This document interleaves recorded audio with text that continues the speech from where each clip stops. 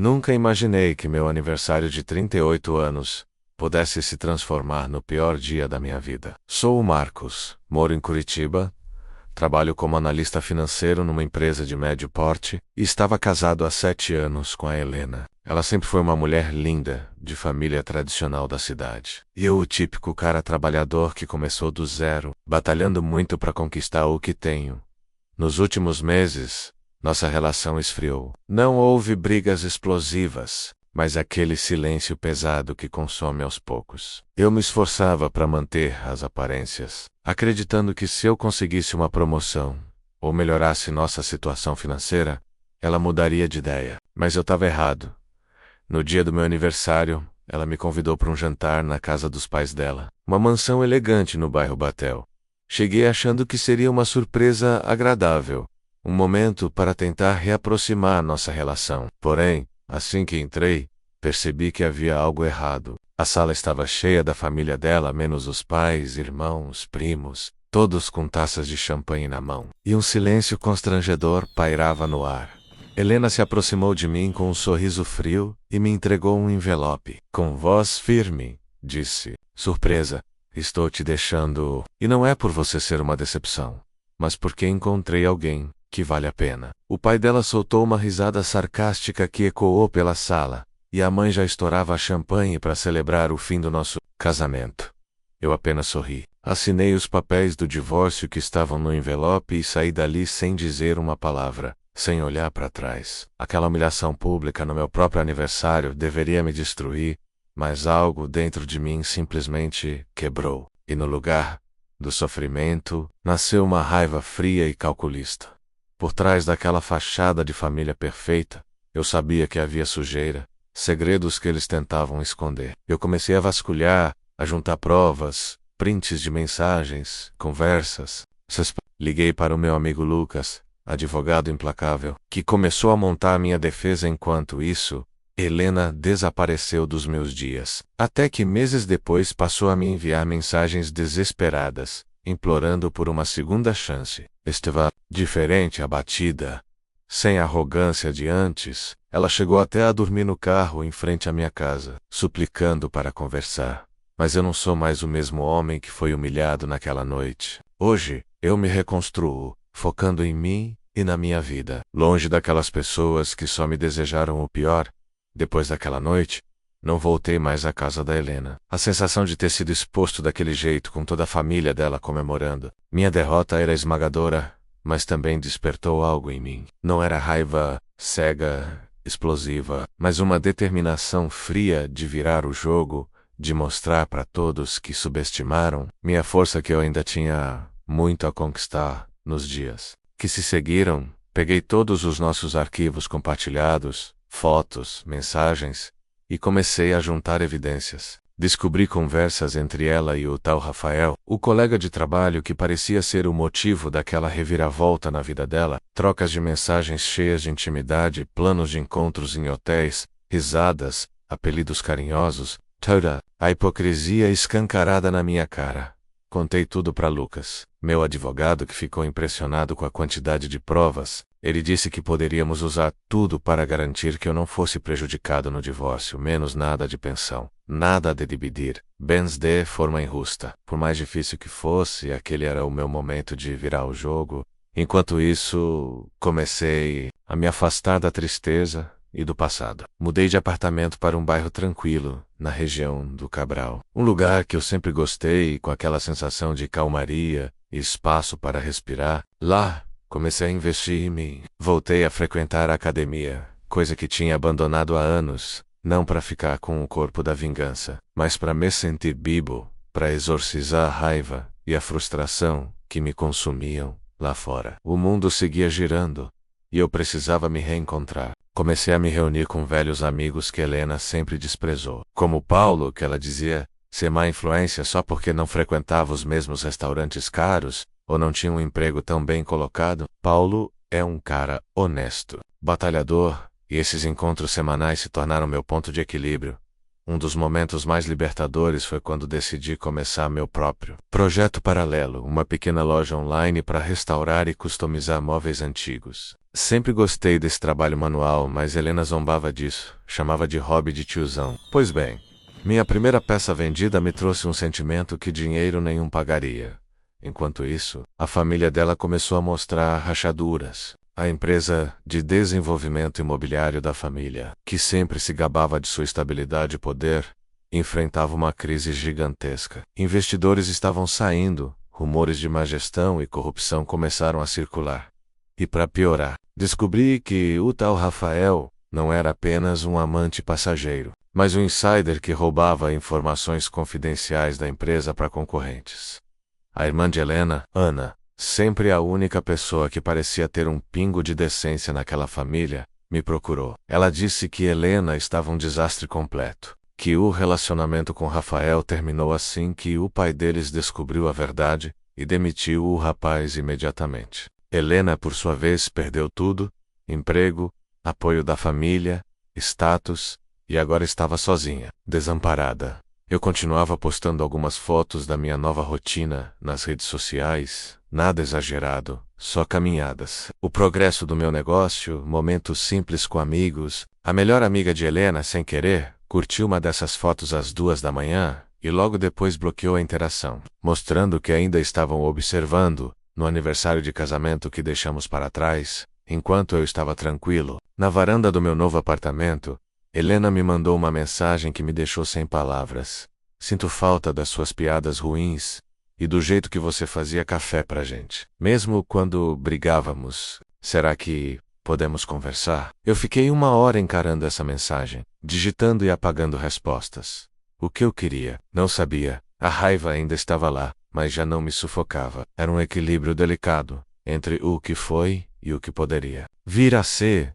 Os dias seguintes foram de uma tensão silenciosa que parecia pesar no ar. As mensagens de Helena tornaram-se mais frequentes, mais desesperadas. De madrugada, notificações pipocavam no meu celular, com pedidos implorando para que eu a atendas, para que conversássemos, para que eu a perdoasse. Mas a verdade é que eu não sabia se queria abrir essa porta novamente.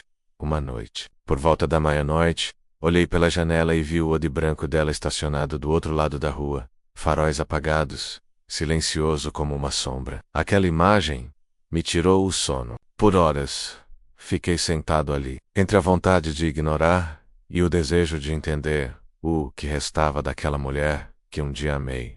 No fim das contas, decidi agir. Vesti meu moletom e saí para falar com ela. A Helena que encontrei não era a mulher altiva e arrogante que me humilhou no aniversário, mas alguém vulnerável, exausta, com um rosto marcado por noites mal dormidas e lágrimas. Ela mal conseguia falar direito, entre soluços e desculpas, revelando o quão difícil havia sido perder tudo. Foi nesse momento que ouvi sobre as últimas semanas dela, de como ela tinha sido despejada da casa da irmã, como estava dormindo no carro porque ninguém mais a acolhia, o abandono total que sofreu da família, e principalmente sobre a crise que assolava a empresa deles, uma empresa que ironicamente agora me buscava para tentar salvar. Bronson, o pai de Helena que tantas vezes me desprezou, estava enfrentando uma investigação por esquemas financeiros duvidosos. A notícia caiu como uma bomba para mim. Toda aquela arrogância, aquele poder que eles exibiam, escondia um poço de corrupção e fraqueza, enquanto Helena derramava suas mágoas. Comecei a entender que o divórcio não havia sido só o fim do nosso casamento. Foi o desmoronamento de todo um mundo de falsas aparências. E ali, naquela cozinha simples do meu novo apartamento, eu tomei uma decisão. Não por amor a ela, mas por mim mesmo. Eu não deixaria aquela história definir quem eu era. No dia seguinte, Helena partiu para a casa da irmã buscando reconstruir o que podia. Enquanto eu começava a planejar meu futuro longe daquele passado tóxico, adotei um cachorro, o Max, um pitbull de 3 patas resgatado que já roubava minha atenção em meu sofá. Era um novo capítulo feito de pequenos passos e grandes mudanças. A vida me ensinou, do jeito mais duro, que não importa o quão fundo você caia, a reconstrução é possível. A verdadeira força está em seguir em frente, sem rancor, com a cabeça erguida e o coração aberto para o que vem a seguir. Depois de tomar fôlego e reorganizar minhas prioridades, comecei a ver a vida sob uma nova perspectiva. A raiva que me consumia foi dando lugar à clareza. Percebi que tudo o que aconteceu, por mais cruel que fosse, era uma oportunidade para me reinventar. No trabalho, mantive meu foco e dedicação, mas comecei a procurar oportunidades para crescer por conta própria. Paralelamente, meu negócio de restauração de móveis crescia devagar, mas com firmeza. Cada peça vendida era uma vitória silenciosa contra o passado. Enquanto isso, a família da Helena enfrentava uma crise atrás da outra em Vestegaco. Contra o pai dela avançava rapidamente, congelando bens e afastando investidores. A empresa que antes era um símbolo de status começou a ruir diante dos olhos de todos. Curiosamente, eu comecei a receber contatos inesperados, antigos colegas da faculdade e até alguns profissionais do mercado imobiliário, que antes olhavam torto para mim por causa da minha ligação com Helena, agora demonstravam interesse em conversar. A informação sobre minha postura firme, as provas que tinha ajudaram a construir uma nova reputação no meio desse turbilhão. A Helena tentou mais uma vez se reaproximar, desta vez com um discurso mais humilde, pedindo para tentar de novo, mas eu já não estava disponível para ser o porto seguro dela. Eu havia aprendido que mereço respeito e que ninguém deve voltar para quem só quer humilhar. Adotei o Max. No fim de semana seguinte, esse pitbull de 3 patas roubou meu coração logo na primeira visita ao abrigo. Ele tem seu próprio jeito de lidar com limitações, assim como eu. Nos tornamos uma dupla inseparável. A vida me ensinou que não existe um caminho certo ou errado, apenas escolhas que moldam quem somos. E eu escolho seguir em frente, construindo uma vida que reflete meus valores e minha força. Os meses que se seguiram foram de reconstrução intensa. Eu não tinha pressa. Sabia que nada do que eu desejava se realizaria da noite para o dia. Mas cada passo me aproximava da vida que eu queria. O trabalho no meu negócio paralelo crescia aos poucos.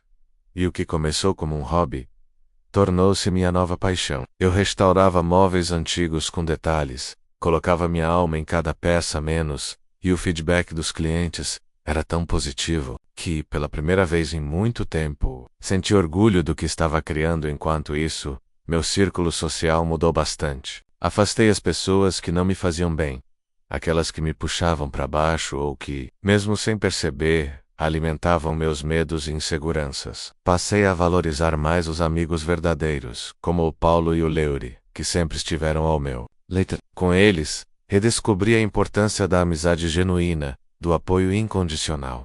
Helena continuava tentando se reaproximar, mas eu me mantinha firme, não por vingança, mas porque aprendi que respeito próprio não se negocia. Da entrega dos papéis do divórcio no meu aniversário me marcou, sim, mas não definiu quem eu sou. Eu me tornei mais forte e mais consciente do meu valor. No âmbito profissional, comecei a buscar novas parcerias e a investir em cursos para aprimorar minhas habilidades. A crise na empresa da família dela era um tema constante nas conversas do mercado, e eu, com cautela, aproveitava as oportunidades para mostrar meu valor. Fui convidado para um evento de networking em um dos prédios históricos de Curitiba, um lugar elegante, cheio de história menos, e lá, entre rostos conhecidos e novos, senti que estava realmente renascendo. Naquele evento, conheci a Mia, uma mulher brilhante e cheia de energia, que trabalha com recuperação de reputação empresarial. Ela era exatamente o que eu precisava naquele momento. Alguém com visão, foco e empatia. Nossa conexão foi imediata, e com ela aprendi muito sobre resiliência e estratégias para superar crises pessoais e profissionais.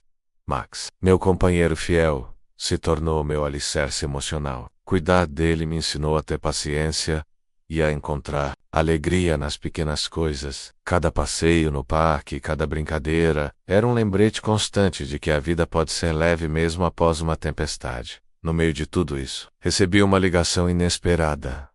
Era o Bronson Poe da Helena. O tom da voz dele era outro, não mais de desdém, mas de desespero. A empresa da família estava em colapso, os investidores fugiam, e ele precisava da minha ajuda para tentar reverter a situação. O homem que um dia zombou de mim agora estava praticamente implorando por uma reunião. Recusei o pedido de ajuda direto, sem rodeios, mas sugeri um contato que poderia auxilia Loss, alguém que apesar de tudo, eu confiava. Mia, esse gesto não era um sinal de fraqueza, mas de maturidade e profissionalismo. A vida, no fim das contas, me mostrou que o verdadeiro poder está em manter a integridade e seguir seu próprio caminho. Mesmo quando o mundo ao redor desmorona, a ligação do Bronson foi um divisor de águas. Por mais que eu tivesse recusado seu pedido de ajuda, aquele contato me colocou numa posição que eu nunca imaginaria.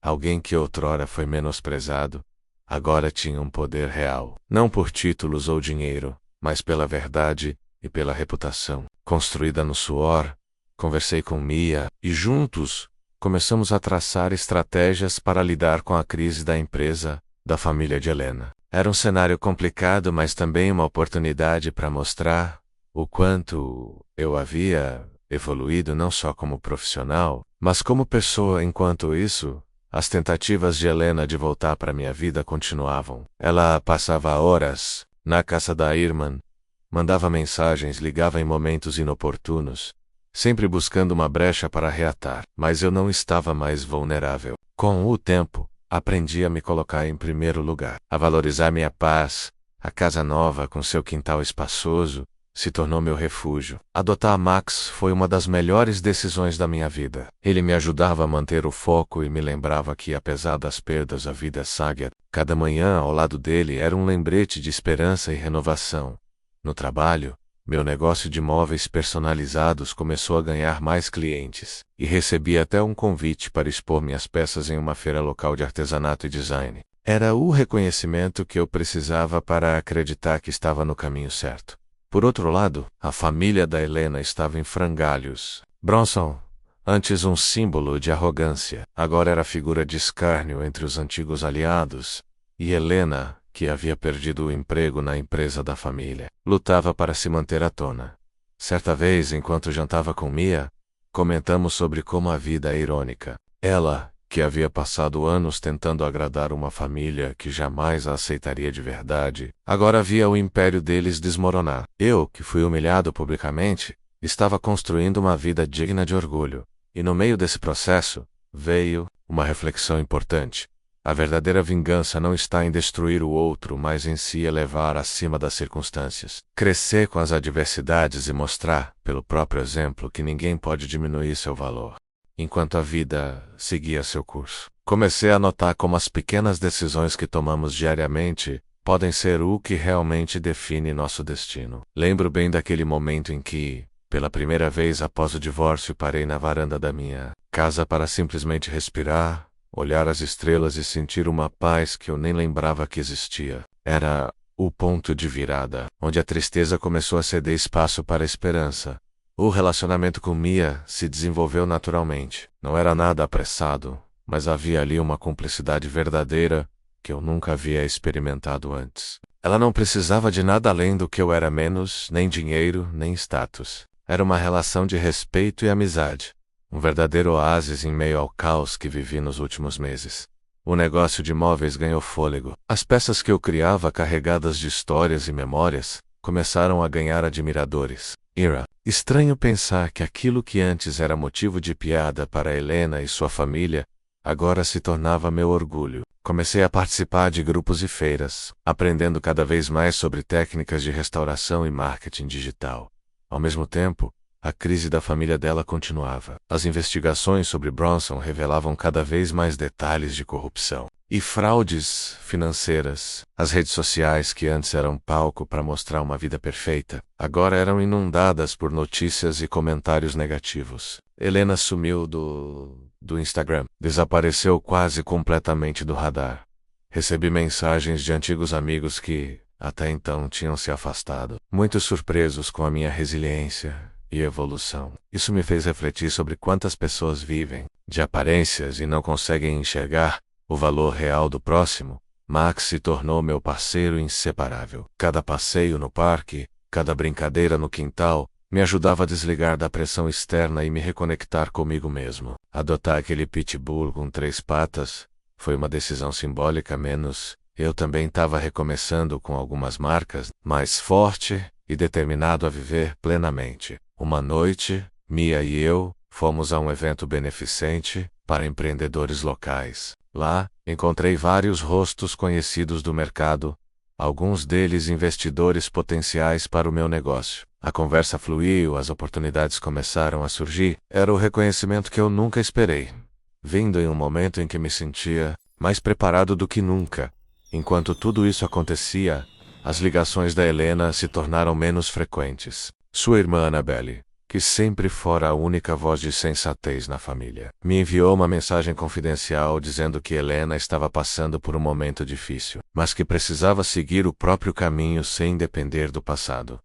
Essa nova etapa da minha vida me fez perceber que nem todo mundo merece um lugar no nosso presente e futuro. Algumas pessoas ficam para trás, não por maldade nossa, mas porque simplesmente não pertencem mais ao nosso círculo de crescimento. Com o passar do tempo, percebi que reconstruir a vida após uma traição e um divórcio público não é uma tarefa linear. Havia dias bons onde a sensação de liberdade e renascimento era esmagadora, e outros dias em que a solidão e a dúvida tentavam me derrubar. Foi nesse turbilhão emocional que aprendi o verdadeiro significado da resiliência. Não se trata de nunca cair, mas de levantar quantas vezes forem necessárias, mesmo quando o corpo e a alma pedem pausa. O negócio de imóveis continuava a crescer, mas o que mais me surpreendia era como essa paixão me ajudava a canalizar toda a raiva e frustração. Cada peça restaurada era uma pequena vitória, um lembrete de que eu podia transformar a dor em algo belo e útil. Além disso, o contato com os clientes, as histórias que eles contavam, me mostravam que a empatia é uma força poderosa para curar feridas invisíveis. No campo pessoal, minha relação com Mia foi se consolidando. Ela me ajudava a enxergar que a vida não precisava ser um ciclo vicioso de mágoas e ressentimentos. A presença dela, o apoio e até as conversas francas sobre meus medos e inseguranças me fizeram crescer em um nível que eu não esperava. Ela me mostrou que a vulnerabilidade é uma forma de força e que estar aberto ao amor, mesmo depois de tanta dor, é um ato de coragem. Enquanto isso, Helena estava desaparecida do radar social. Soube por Annabelle, sua irmã, que ela havia se mudado para uma cidade pequena e tentava se reorganizar longe da sombra da família. A notícia não despertou em mim nem rancor nem compaixão, menos apenas uma aceitação silenciosa. Cada um tem seu caminho para trilhar, e o dela estava longe de mim. Com Max, a rotina ganhava novos sentidos. As caminhadas diárias, as brincadeiras no quintal, e até mesmo os pequenos momentos de bagunça com ele me lembravam que a felicidade pode estar nas coisas simples. Adotar um cachorro com uma deficiência física foi, de certa forma, um paralelo com a minha própria jornada, menos imperfeita, mas cheia de potencial para se superar. Além disso, minha vida social se expandiu. Voltei a me conectar com antigos amigos e fiz novos contatos no meio empreendedor. Participar de eventos, feiras e encontros me dava não só oportunidades de negócios, mas também uma rede de suporte emocional que eu não percebia estar tão carente.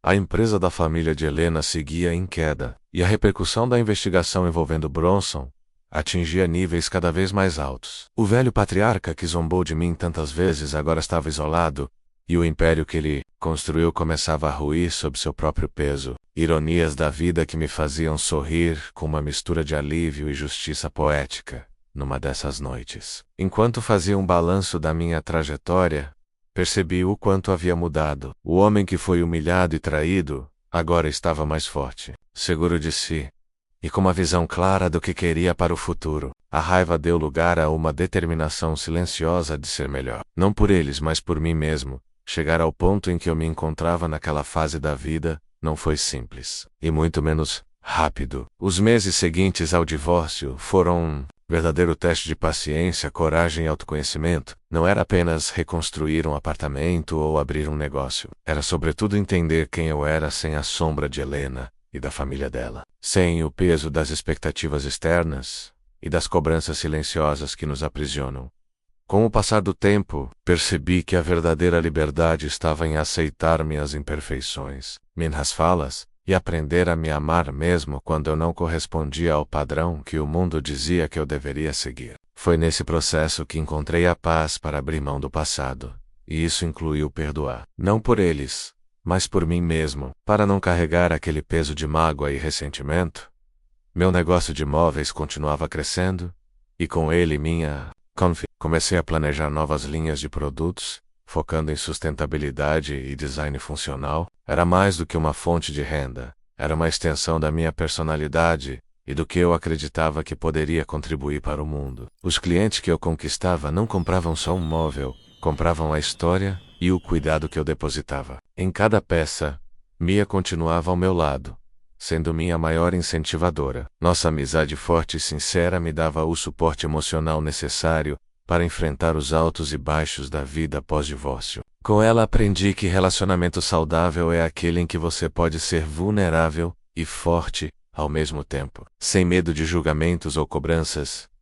Enquanto isso, a família de Helena enfrentava seus próprios fantasmas. Bronson, agora afastado dos negócios, tentava reconstruir sua reputação, mas a queda foi dura e a desconfiança dos investidores ainda era grande. Helena, por sua vez, tentava retomar a carreira em outro estado, longe da sombra do escândalo e das decepções familiares. O Instagram dela permaneceu silencioso, como um símbolo de uma fase que ela precisava deixar para trás.